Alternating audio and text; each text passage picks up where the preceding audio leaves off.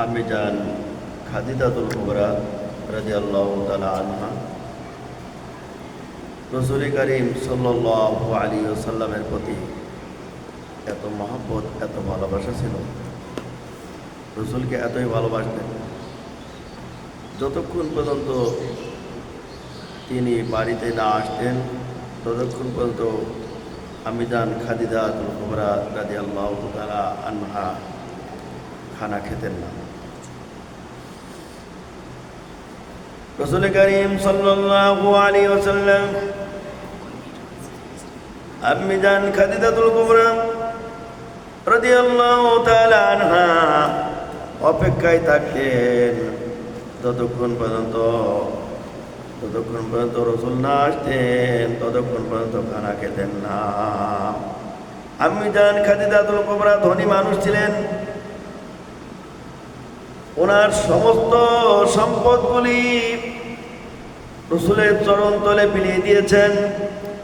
আল্লাহ নবী আম্মি জান খাদিজাতুল কুবরা রাদিয়াল্লাহু তাআলা আনহা, আল্লাহ নবীর সব কিছু সম্পদ ছিল, যা কিছু ছিল সব কিছু দিয়েছেন।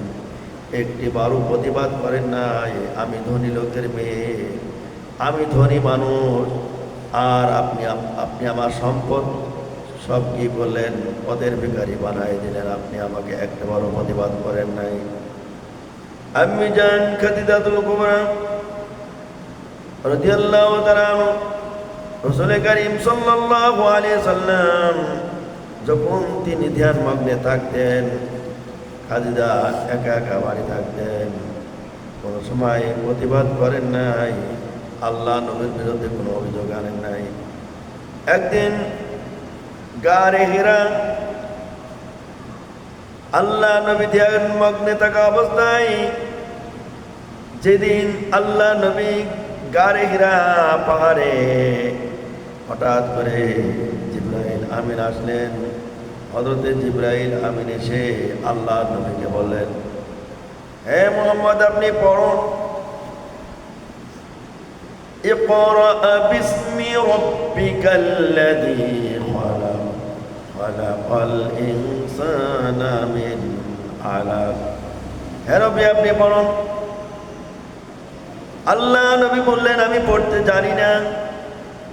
হযরতে জিবরাইল আমিন বুকের সাথে চেপে ধরলেন, চেপে ধরে চাপ দিয়ে আবার বলেন, আপনি পড়ুন, আপনার প্রভুর নামে আপনি পড়ুন। ইকরা বিইসমি রাব্বিকাল্লাযী খালাক খালাকাল ইনসানা মিন আলাক। ইকরা রাব্বুকাল আকরামুল্লাযী আল্লামা বিল কলম আল্লামাল ইনসানা মা লাম ইয়ালাম। হে নবী, আপনি পড়ুন। আবার নবী বললেন, আমি পড়তে জানি না। হযরতে জিবরাইল আমিন বুকের সাথে এমন ভাবে চেপে ধরলেন, চেপে ধরার পরে এবার তারপরে চাপ দিয়ে ছেড়ে দিলেন, বললেন, হে নবী, আপনি পড়ুন। সেবার আল্লাহ নবী 5টি আয়াত পড়ল। সর্বপ্রথম গারে হিরা, ওই পাহাড়ের গুহার ভিতরে 5টি আয়াত, সর্বপ্রথম কোরআনের 5টি আয়াত আসলো, সূরা আলাকের 5টি আয়াত আসলো। আল্লাহ নবী কে সাহস দিলেন, ভয় নাই, আবার আসবো, আবার আপনার সাথে দেখা হবে। আল্লাহ নবী ভয় পেয়ে গেলেন। ওই গারে হেরা পাহাড় থেকে প্রায় 2-3 কিলোমিটার পথ, এত দূর পথ। আল্লাহ নবী আস্তে আস্তে হেঁটে হেঁটে, পায়ে হেঁটে হেঁটে তিনি চলে যাচ্ছেন। যেহেতু 18 বছর ওই জায়গায় ধ্যান মগ্নে ছিলেন, কোনো পুরুষের সাথে দেখা হয় নাই।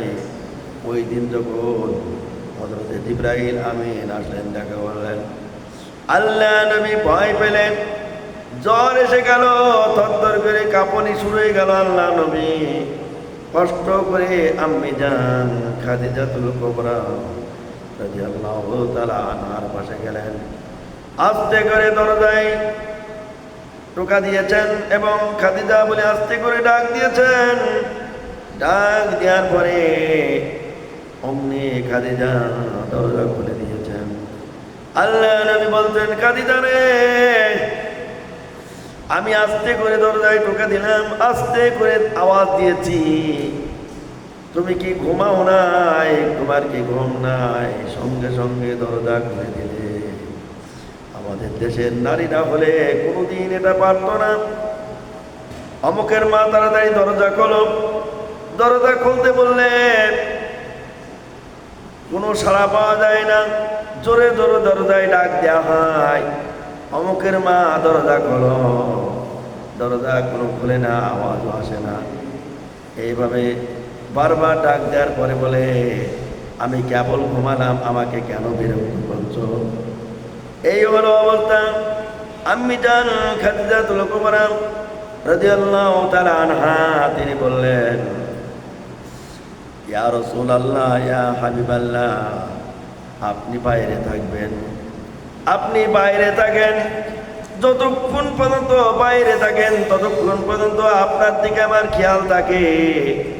নবীকে এতটাই ভালোবাসতেন আম্মি জান খাদিজাতুল কুবরা রাদিয়াল্লাহু তাআলা। আল্লাহ নবীকে এতটাই ভালোবাসতেন, বলে, ইয়া রাসূলুল্লাহ, ইয়া হাবিবাল্লাহ, আপনি বাইরে থাকবেন আর আমি ঘুমায় থাকবো, এটা হতে পারে না। কখন কোন সময় দুশ্মন আসবে, কোন সময় কখন কিভাবে হয়তো আপনাকে কোনো ক্ষতি করতে পারে। আপনি বাইরে থাকেন, আমি ঘুমাই না ততক্ষণ পর্যন্ত আপনি বাড়িতে না আসেন। আল্লাহ নবী আম্মি জান খাদিজাতুল কুবরার পাশে গেলেন, আর আল্লাহ নবী জ্বর এসে গেছে, থরথর করে কাঁপতেছেন। নবীকে বলছে, ইয়া রাসূলুল্লাহ, ইয়া হাবিবাল্লাহ, আপনি কেন কাঁপতেছেন? আপনার শরীরে এত জ্বর কেন? আল্লাহ নবী পূর্বের ঘটনা আম্মি জান খাদিজাতুল কুবরা রাদিয়াল্লাহু তাআলা আনহার কাছে বললেন। খুলে বলার পরে আল্লাহ নবী এবার সেই সময় পণ্ডিত ছিলেন ওরাকা বিন নফেল, খাদিজার আপন মামা। খাদিজার মামার কাছে গেলেন, যাওয়ার পরে সব কিছু বলে বললেন। তিনি তাওরাত মিলালেন, তাওরাত মিলায়ে তিনি পরিষ্কার বুঝতে পারলেন। খাদিজাকে বলেন, খাদিজা গো, তুমি ধন্য, ও খাদিজা তুমি ধন্য, এ কোনো সাধারণ মানুষ নয়, ইনি হবে আখির জামানার নবী। জোরে বলেন সুবহানাল্লাহ।